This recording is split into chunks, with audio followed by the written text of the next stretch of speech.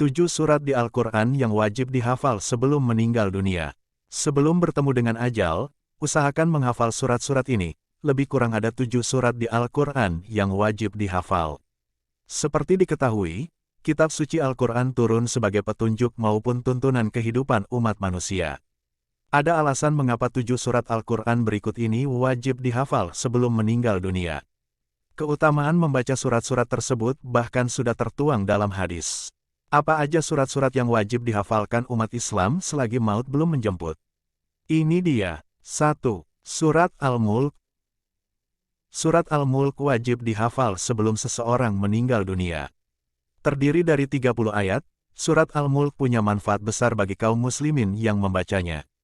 Sesuai hadis riwayat Imam Tirmidzi nomor 2891 yang berbunyi, ada suatu surat dari Al-Quran yang terdiri dari 30 ayat dan dapat memberikan syafaat bagi yang membacanya sampai dia diampuni, yaitu surat Al-Mulk.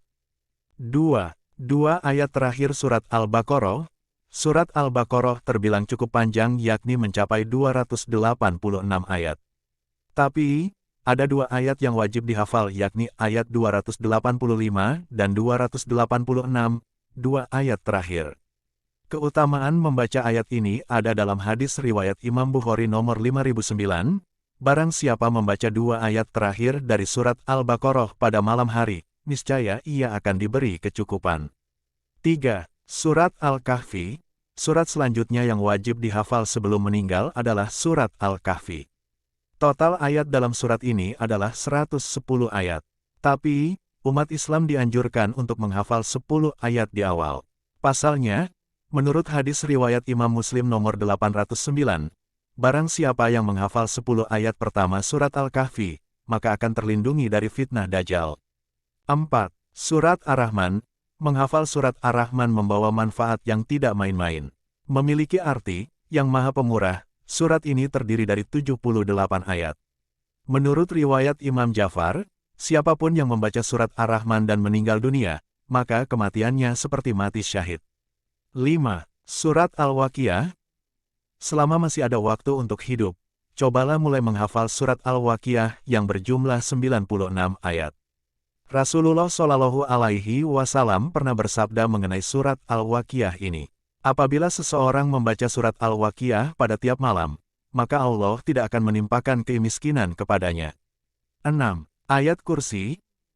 Ayat Kursi merupakan ayat ke-255 dalam surat Al-Baqarah.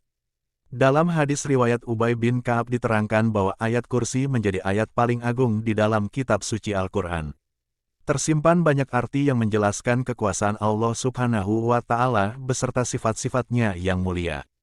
Ayat Kursi memiliki keutamaan yang luar biasa besar karena merupakan penghulunya Al-Quran.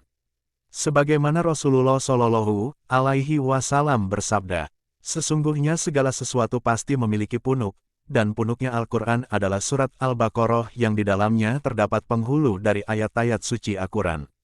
Ayat tersebut adalah ayat Kursi. Hadis riwayat At-Tirmidzi. 7. Surat As-Sajdah. Nabi Muhammad Shallallahu Alaihi Wasallam rutin membaca surat As-Sajdah. Hadis riwayat Imam Ahmad mengatakan, Nabi tidak akan tidur sampai beliau membaca Alif Lam Mim Tanzil, As-Sajdah, dan Tabarokalazi biyadihil mulk, Al-Mulk.